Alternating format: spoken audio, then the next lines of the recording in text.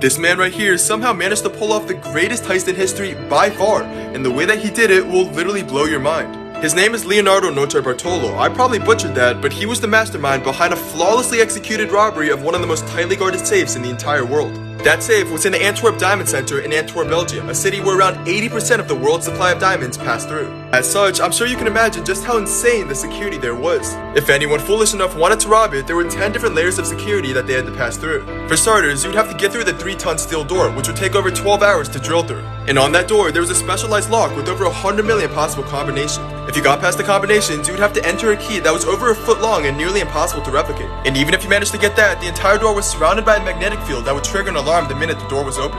And once you were on the inside, there were motion sensors, light sensors, and heat sensors that would detect even the slightest of changes. The vault was completely impenetrable, at least that's what people thought. But little did they know that Leonardo had already assembled his crew and was ready to shock the world. This guy managed to pull off the greatest heist in history by far, and the way that he did it will literally blow your mind. Part 2. 18 months before the day of the heist, Leonardo Notre Bartolo had already assembled his crew, and every member of that crew had their very own specialty.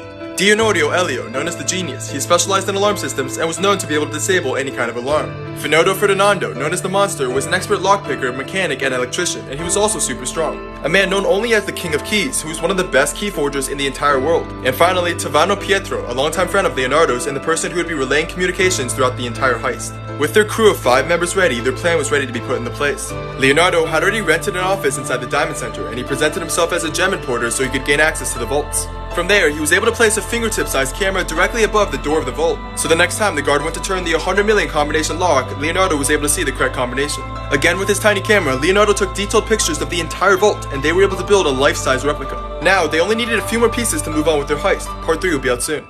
This man managed to pull off the greatest heist in history by far, and the way that he did it will literally blow your mind. Part 3. After constructing the life-size replica of the entire vault, Leonardo gave the pictures of the foot-long key that was needed to unlock the safe to one of the crew members, the King of Keys. Incredibly, the man managed to forge an exact replica of the key, something that the security team thought was absolutely impossible.